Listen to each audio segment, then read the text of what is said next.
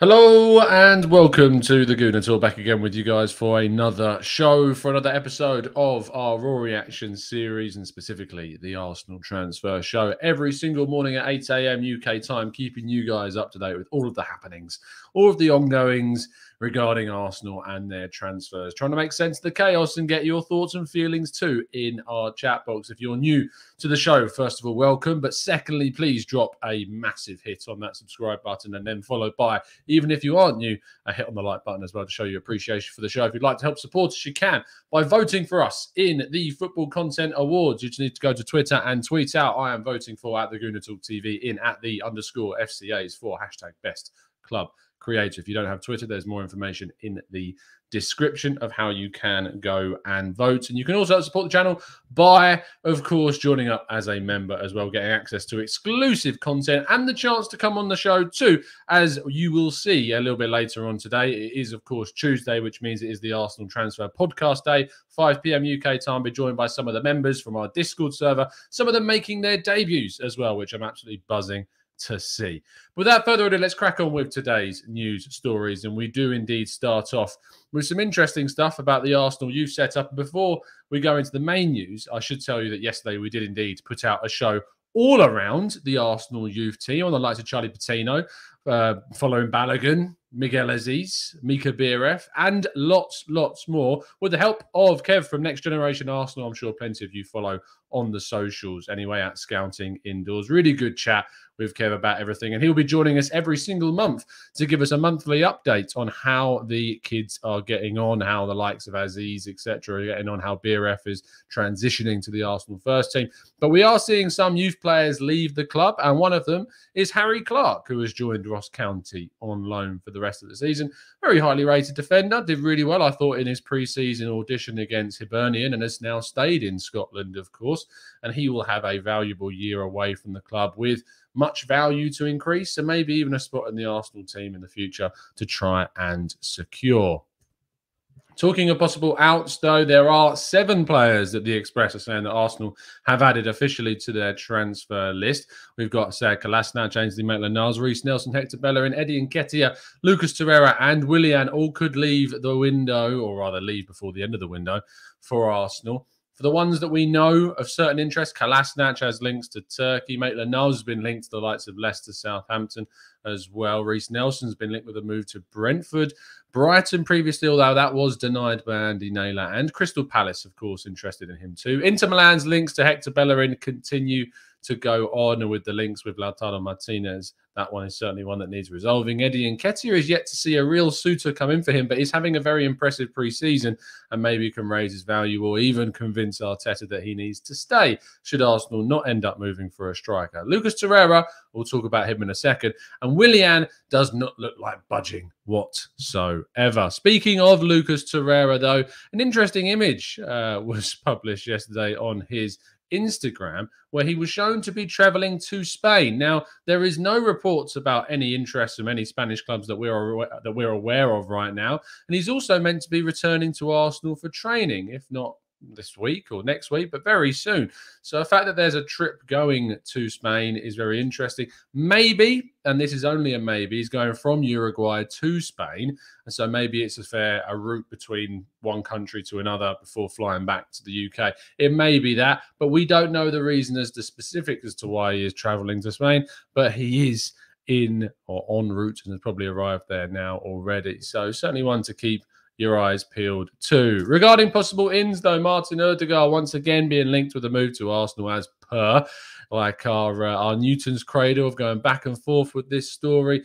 Reports from Spain emerged yesterday that it's gone the other way once again, and that they are looking to indeed move on at the Norwegian international, and that he could be joining Arsenal this summer, with them being the favourites for his signature. But as we know, teams like Chelsea and Liverpool were also credited with interest in the player this summer. Again, I'd be surprised to see him stay at Real Madrid after all the talk. Whether he ends up at Arsenal, we'll wait and see. But if it is any kind of number 10 that Arsenal go for this summer, he is still my pick for the one to be the most likely to happen.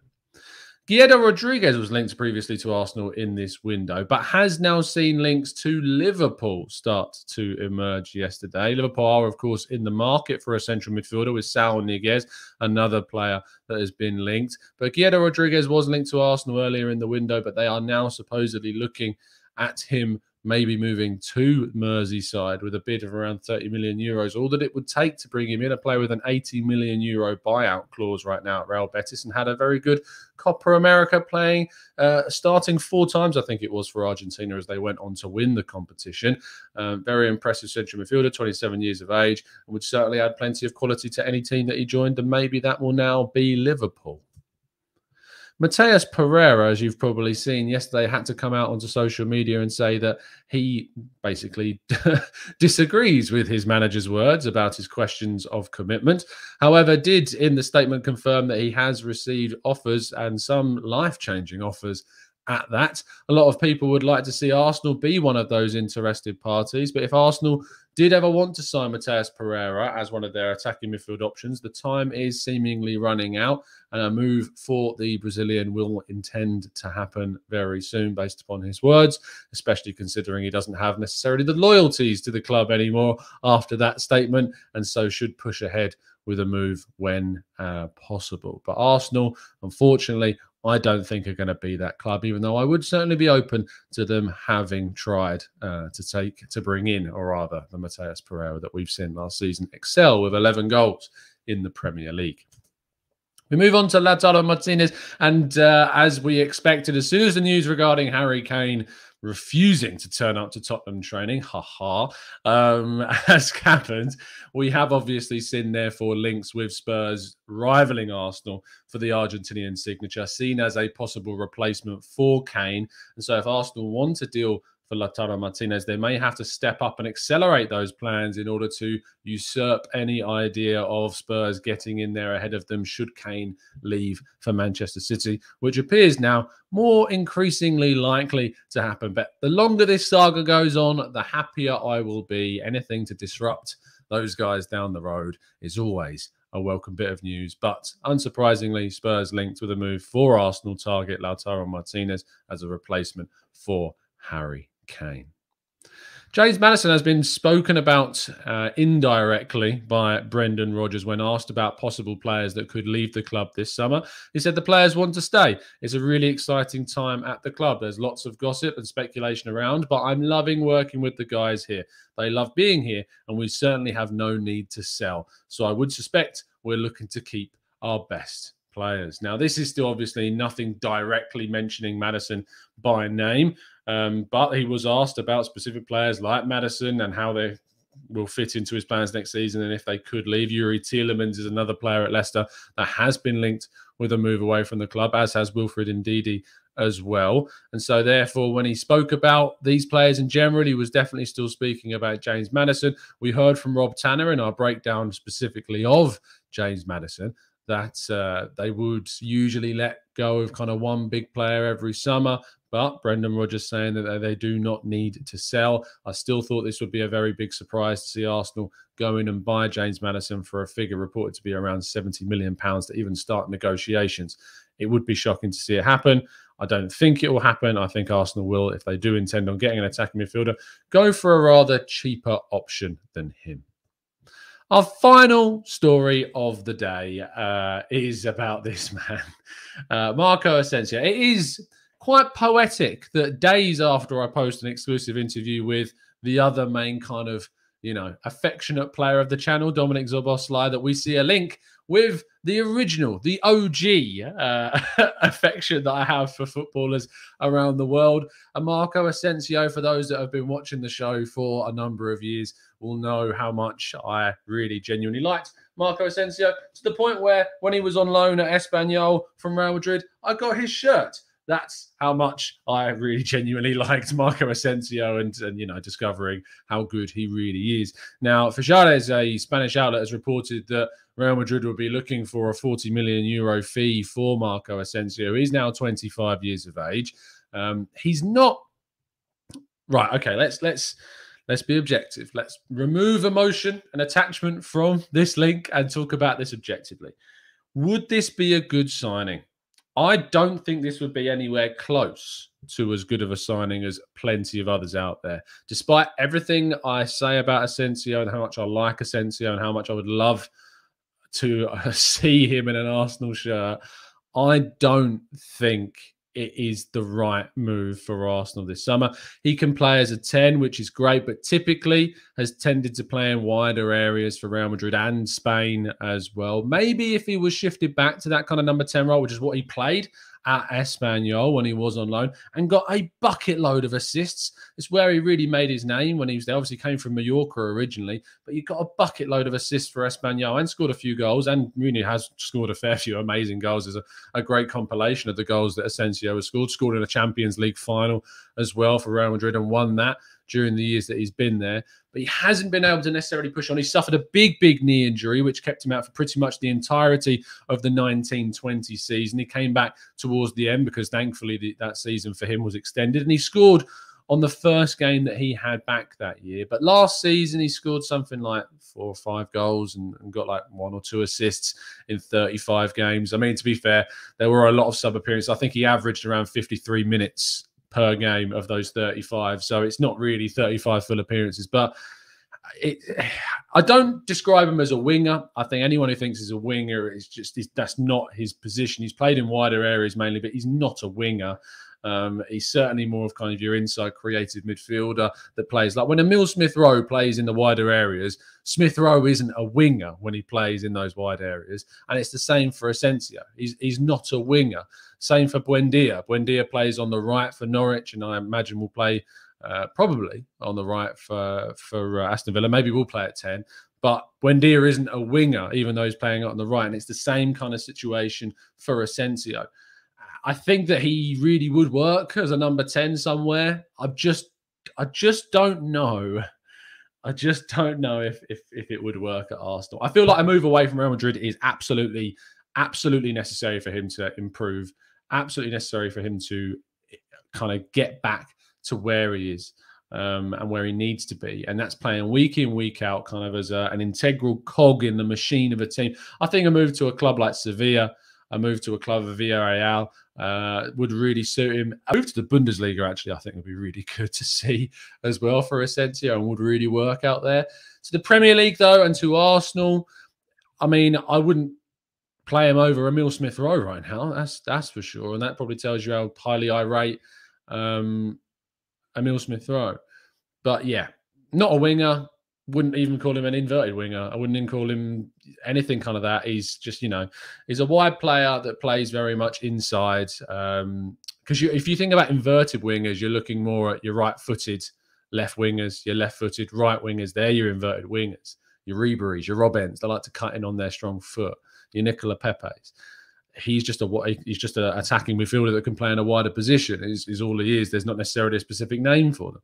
I just think, for me anyway, that he's someone that would play, if we were to sign him, hopefully anyway, as that number 10, and then you'd move Smith-Rowe into that kind of wide attacking midfield role, left cam, right attacking midfield, left attacking midfield, as you see.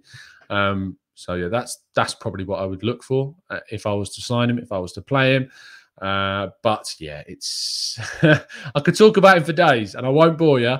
But I just don't think he's the right move for Arsenal, personally. Anyway, that completes all of the news for today, which means we do then move on to our final part of the show, which is getting your thoughts, your feelings, and your questions in the chat box. Now, there are over 600 of you watching live, so I can't promise that I'll get to all of your questions, but please do keep throwing them into the chat box without spamming, and I'll try and get to as many as I feasibly can. And if you could drop a like on the video as well, I would genuinely really appreciate it. Jashar says, Tom, Asensio, can he play in goal or as a centre mid? Yeah, we do need those two, don't you? He's not an 8, like he's not going to play as an 8. And I know that your question was tongue-in-cheek, but even if you say, I believe in Will Smith-Rowe playing as more of an 8 in a 4-3-3, same to how kind of Joe Willock has played as an 8 in a 4-3-3, more so than playing Asensio there. I don't think that really works, to be honest. Vuk says, we must know that at the moment we have 17 non-homegrown players, including the likes of Kolasinac and Torreira amongst them. We cannot register anyone. Well, we can register more. We just don't register Torreira and Kolasinac. We need to move some out if we want to buy. We do need to move some out anyway. And of course, you're 100% right. If we want to register everyone, we'd have to move some out. But we don't have to register Kolasinac and Torreira. We could still bring players in. But I agree with you. We definitely need to sell before we buy. Venkatesh says, Tom, I still remember Asensio's first goal after his comeback. Mendy assist, rocketed at Asensio, and somehow he managed to pull off and score. But yeah, the volley was just... Oh, that man, he's got such a strike on him. I'd love him. If he signed for Arsenal, it would be a nostalgic, great moment, but I just don't think it's smart. I just don't think it's a smart bit of business. Assassin says, Tom, do you feel that we got it horribly wrong in the transfer market? No signing players when we should have. After the performance on Sunday, do you feel confident going into this season? Assassin, I'll give you a solid answer on that as we go into the game against Brentford. There's still a week and a bit to make signings and to get stuff done before the season starts, so I'll give you a better answer there. But right now, I am definitely concerned. Drew says, do you think that the nationality of the current coach appeals to players? Wenger used to sign a lot of French players. Do you think that could happen with Arteta and Asensio as well? I'm not sure. I think obviously with Wenger, he brought in French players right at the beginning of his reign and signed Vieiras and Remy Gards and then Thierry Henry's. Ironically, both Vieira and Henry coming from Italy. But I'm not sure if that's going to be the same with Arteta. I mean, if you think about Pep Guardiola at Manchester City, the Spaniards that he's brought in, Ferran Torres, Rodri, I'm trying to think of any more off the top of my head, and I'm struggling. Obviously, you'd say Laporte is now Spanish. He associates as Spanish and obviously was French when he was brought in. David Silva was already there, so that doesn't really count. But he's only signed a few, if that, Spaniards in the team. He's not signed loads. So I don't necessarily think it's like that as much anymore. And I'm not necessarily thinking that Arteta would appeal to Spaniards. The thing about Arteta is he's multilingual. He speaks so many languages as well, which helps, of course. But the thing about Arteta is now he needs reputation. He needs to win stuff. He needs to get some trophies. He needs to get proven that he's in the top four, which I don't know if it's going to happen. I mean, it's such a tough situation to find yourself in. And I don't think he's an attractive coach necessarily as a pull for players at all. I don't think we have that with Arteta whatsoever. Everton certainly had it with Carlo Ancelotti. James Rodriguez, I don't think would have ever signed for Everton if it weren't for Carlo Ancelotti being there. Alan maybe as well from Napoli going there. So I'm not sure that's the same kind of situation. Rafa Benitez, I think, would hold some clout with players, but I don't think Arteta has that same kind of, pull that other players certainly do. Steph says, Tom, do you think the club will get Basuma as Partey's replacement since they view him as kind of an attacking midfield, similar players? And also, we sold the wrong goalkeeper. Leno can't play out from the back. Martinez could. Yeah, I mean, I'm not going to disagree with the Martinez argument. It's not even an argument anymore, is it? Will we buy Basuma? I'd like us to. I'd like us to sign him. I'd like us to sign him. I'd like us to sign Bruno Guimaraes, which, by the way, we've done a dedicated show on Bruno Guimaraes yesterday, if you want to check that out. I just can't see it. I just can't see it happen. I don't know who we're going for right now because it's so vague. It's so vague. Like the Odegaard situation's vague. Maddison's very quiet. The striking department with Abraham and Lautaro Martinez. We're sitting there and we're talking about links, but it's so quiet. Like there's nothing really. There's nothing tangible. We heard from David Ornstein about Lautaro Martinez's interest and James McNicholas as well. But there was nothing tangible beyond interest and an inquiry. That was it. There's nothing about bids. There's nothing proactively, publicly anyway, happening right now. And that's obviously a really tricky situation for us to be in. James says, not a question, but a realization this is going to be a terrible season. Worse squad than last year, so top six cannot be a top. Worse squad than last year? Why is it worse than last year? We haven't sold anyone, but we've brought players. How can it be worse? Make any sense, James? it's not worse than last year. I think there are teams around the league that are going to get better than they were last year. Man United are definitely an example of that. But I don't think you could say that our squad's worse than last year, especially when players like Saka, Emile Smith-Rowe, Martinelli have got a year older and a year better. So, no, I don't think it's a worse squad at all. Tiz discusses, I'm not joking, but I honestly think Arteta and Edu will try to sell Xhaka and Willock as new signings in the midfield to us. Why would Xhaka be a new signing? I don't know why Xhaka would be a new signing. I get the idea of Willock being a bit of a new signing, but Xhaka will certainly not be a new signing. And I don't think it could ever be sold as a new signing. He was a starter last season, so it's not the same. Joe Willock, though, is a new element to the team after that 6-month loan. Maybe something interesting can be done with him this season. Venkatesh says, what is the situation with Odegaard? Why would Real Madrid want to sell him? They have enough sellable assets on the other likes of Luka Jovic and Hazard's proved to be a disaster. They might want to keep a future player. Venkatesh, at the end of the day, same situation as us. Players, it's difficult to move on. They're not going to easily be able to sell some of those sellable assets that you've mentioned there. We have lots of sellable assets. Like, you think you'd be able to get a decent figure for Bellerin, get a decent figure for Torreira, for Nketiah, for Nelson in the English market, but we're struggling. And it's the same thing with them. They need to sell because they need to make money. They need to get players off their wage bill, the same as Barcelona do. And that's why they need to sell. So that's why they might sell Martin Odegaard. And Odegaard's kind of social situation where he just doesn't seem too, interested. Like, he's not fully committed. So like really saying, yeah, 100% I want to be at Real Madrid. I'm going to fight for my place. There is still kind of that lingering Arsenal association, it seems, anyway, with he. Reggie says, Tom, there's so many anti-Arteta people that I'm thinking about Arteta becoming Arteta's lawyer because everyone's entitled to a good defence. Look, at the end of the day, everybody that's an Arsenal fan, you would hope that 99% of them anyway, want Arsenal to succeed. And whilst I'm sure a large percentage of the people that want Arteta to go still want to see him succeed, there might be a stupid few that want him to fail just so he goes. But you'd hope that the majority of people want us to succeed. So that, I mean, I do. I thought Arteta should have gone at the end of last season, but I would want nothing more than for him to turn it around. Absolutely. But yeah, there's so many outs because they want to see Arsenal in a place which, is probably not realistic right now. But what is realistic is better than 8th. That is a realistic target for Arsenal. That's for sure. Steph says, Tom, some of these people are saying that Emery had better players than Mikel has players that are past their prime but don't look motivated or hungry to be there, and they're just here for a paycheck.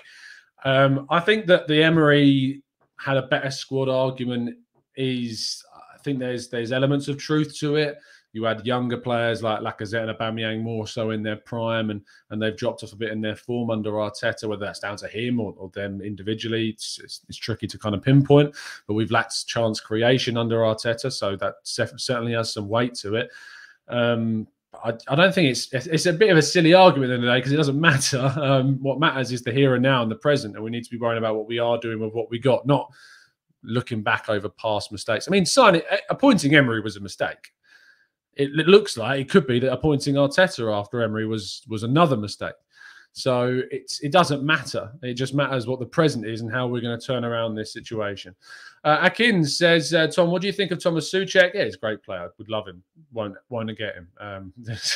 Absolutely would be a step up from El Neni for sure, but it'll be a really expensive player from West Ham, and I don't think that they would sell. But yeah, absolutely would take him. Adam says, Tom, what are the odds of us signing a right back now? Do you think Samuel Lokonga will start in many matches? I think the odds of us signing a right back are only going to happen if we sell Bellerin, and Samuel Lokonga should start next to Granit Xhaka on the opening day as our midfield 2, unless we sign someone, in which case he should start next to them. So there you go. Danny says, good morning, Tom. Great content as per. Hit the like button, people. Thank you so much, mate. Really appreciate that. Chris says, how much would you take for Aubameyang if someone comes in? 25 mil? Probably about 20 to 25 mil. He's 32. He's got 2 years left on his deal. He's completely out of form, and we need to move out a striker if we want to bring one in. So, yeah, 25 mil-ish, maybe. I think that's probably about right. So there you go. SJ says, what formation do you think Arsenal will be playing in? Also, what pairing in the midfield would you like to see against Brentford? I think that we'll still be playing the 4-2-3-1. I think that's very much how we're going to want to move. And I think the midfield pairing will probably be Xhaka and Sambi Lokonga if Partey is indeed not fit. I was asleep, by the way, when that tweet from his agent, that tweeted out yesterday about kind of on the road to recovery that caused the meltdown. Thank you to the few people that did send me that in the morning, and it was in our Discord server as well. I didn't see the meltdown. I was asleep, get the early nights in to get up to prepare the early shows.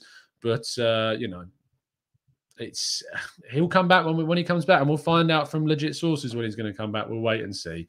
But at the moment, it doesn't look like he's going to be ready for the start of the season, which sucks because he's arguably our best player. So yeah, it really sucks. And Neil DeSoto says Tom Arteta said he has full support from the owners. He said that he will be ruthless. Now he says that he will try to play with what he's got, and that doesn't add up. He has to say what he says in press conferences. I wouldn't read too much into those comments, to be honest. He says what he's got to say. It's diplomatic. He's improving in being a bit of a diplomat in press conferences, so I wouldn't take anything what he says as gospel. It's the way of a manager as they speak, to be coy and to not say stuff. So there you go. Venkatesh says, could we see Xhaka as a squad player like Holding if we sign someone like a Bruno? Giving him a contract would even preserve their value if they want to leave due to the lack of game time. Is that the plan? I genuinely don't know what we're doing with our central midfield. If we're giving Granit Xhaka a new deal, then I don't know how that affects us signing someone. I don't think it completely rules it out, but I can't see Xhaka really being keen on being a bit of a squad player, to be honest, and signing a new deal for that purpose. So that's kind of the indication that you would think that we're not really pushing hard for a central midfielder if Granit Xhaka stays. Rich Cosford says, Tom, would you take Jesus from Man City as a replacement for Lacazette? Or how about Isco from Real Madrid if we don't want to spend that amount of money? I wouldn't take Isco. I would take Gabriel Jesus. Absolutely. Young player, 24, 25.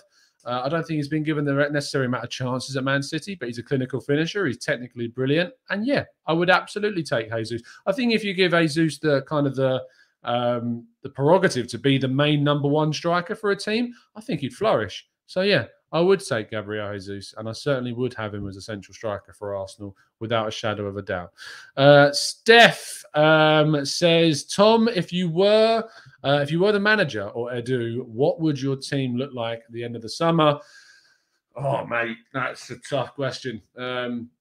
Probably Onana in goal, Aarons at right back, White and Gabriel, Tierney, Partey if he was fit, if not Lokonga and Bruno Guimaraes, Smith Rowe, Pepe, Saka, and I lean towards Lacazette right now based upon Aubameyang's form. But if we were going to sign a striker, then Martinez. But you're never going to sign all those players this summer. It's just not going to happen. But if I was them, that's what I'd do. So there you go. Scroll down some more. Roland says Aubameyang is not happy with Arteta anymore. His management is not good enough. Gary Mullen says the amount of positions we still need to sort out this late in the window is shocking. Gooner72 says Conte in if he was available and we were looking for a manager. Absolutely. Nicholas says thoughts on a surprise transfer for the Maxence Kakare to play in the double pivot with Partey or as a box-to-box and a 4-3-3. Personally, my favourite midfielder in that Lyon midfield. Fair enough. I mean, odds of it happening, very low. He's definitely highly rated in Lyon. I think they want to keep him more they do than Aouar or Guimaraes. So I can't see them letting him go very easily. So I doubt it. But I like him a lot, and he's really appreciated by a lot of people who do watch French football. So yeah, one to keep an eye on for the future. Alan says, Tom, do you think we will have a new cam, centre mid, right back and goalkeeper? Or do you think we keep Torreira Bellerin and leave out centre mid and right back? I'm not going to tell you which positions I think we will have signed for. I'm going to tell you, as I've said previously, that I think by the end of the window, we'll have 3 more players in. That's my prediction. I may be wrong. It's just my prediction. 3 players is what I'm going for. If you think I'm right, tell me. If you think you've got a different idea, let me know what you think. Mike says, I'm starting to lose patience with Arteta. I mean, he's not in charge of the transfers. He's the guy. He's not going out there doing the negotiations. Edu will be doing all that, as well as Richard Garlick and the scouting department. So if you're frustrated about a lack of transfers, Arteta is not the man that you need to be pointing your target at. Chris says, I'm bored of fans slagging off the club for not selling more players. Clive mentioned an article from Le Grove about how each club in the Premier League have only sold about one player each. And it is really difficult to sell in this market. And it's why the whole theory of if Granit Xhaka was a good player, why aren't there more teams in for him? I'm sorry, but there are plenty of players at clubs that the clubs want to move them on, and they just aren't seeing any interest in them because the clubs aren't able to buy them because they just don't have the money because of the pandemic's impacts.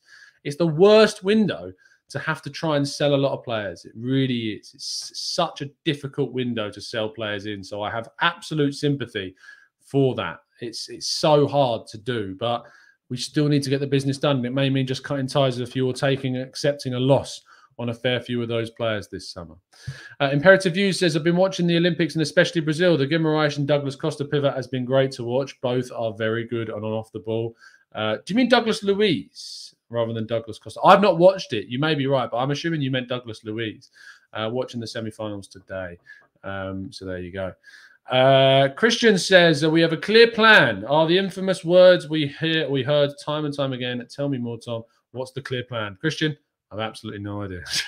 To discuss there. Shouldn't a good / the right manager realise at some point that his players are capable of and adjust his tactics and formation to it if his playing style fails until he gets the players of choice? That's what I would say. Yeah, absolutely. I think they should change the system to make it work with the players that you've got. You're not wrong at all. Jashar says, Tom, I think you're dreaming on an incoming transfers, but it's good to dream. Yeah, I mean, I'd say I was about to say I'd love Asensio, but I don't think he's the right man for the job at the moment. I don't think he's the right choice, to be honest, no matter how much I like him. So there you go. Michael Velasquez says, do you think because of the impact of the pandemic, we will sell the deadwood by either January or by next year? I think that you will look at next year maybe, or January. I think January is probably more likely to see more players be shifted on. It's a good window to move on your deadwood because teams are desperate to add some numbers in certain positions, some backup, some cover. So that's a better window, as we saw in the January of 2020. So yeah, I think that's probably the more likely window to see some of those players move on. Mick says, if we can get players in the next few days, would they be ready for Brentford? Depends if they've been training with their teams. Ben White came in, played a few training sessions and played against Chelsea. So yeah, absolutely. If they've been training their teams, they've been playing pre-season, sign them, bring them in. If they've been playing at the Olympics like Bruno Guimarães, probably not. If they've been playing at the Copa America, maybe not. If they're from England or Italy or any of the semi-final teams, then maybe not. But if they've been playing pre-season, then there's all the possibility that they could still be fit. Absolutely. Chris says, clear plan. Sell players, then buy players. We just can't sell them. It's as simple as that. Iqbal says, Arteta is walking himself to an early sacking. Awful recruitment. Team doesn't seem organised and harsh fixtures. Where's the limelight in this situation? I suppose the limelight will come on the, what is it, the 14th of August? Is that the first game? 13th of August. If we have a good performance against Brentford and beat them, that'll change the mood a bit. But transfers, it's really what's going to change the mood in general. So we'll have to wait and see. Adnan says, Tom, I think we need Xhaka too, as not all games are the same and we need different players for different games. Nano is a good goalkeeper, and we can play from the middle. It is not compulsory to play from the back. Arsenal, yeah. I know it's not compulsory, Adnan, but it does seem to be under Arteta. And that's probably the situation and the problem that we have right now is that whilst you and me think that it's not always the best idea to play out from the back, maybe, although I do think it's the right way in the long term, that they are still going to do that. They are still going to play that system because that's the way that they're coached. That's the way that they've been trained for season upon season now under Arteta. So we'll wait and see as to what happens for sure. Anyway, that is going to finish off today's show. Thank you so much for tuning in. I'll be back with you guys this afternoon for the Arsenal Transfer Podcast every Tuesday at 5 p.m, where I'm joined by some of our members from the Discord server, where they get the opportunity to come on the show and have their say. We've got a couple of debutants coming on as well. Looking forward to introducing them to you guys as well. So looking forward to that. I'll see you again tomorrow. If you don't tune in for that, please do though, for your next update show. Drop a like on the video, subscribe if you're new, and of course, help us out in the Football Content Awards by dropping us a vote. Information is scrolling across the bottom of your screen and is in the description as well. See you soon, guys. Have a fantastic day. And as always, up the Arsenal.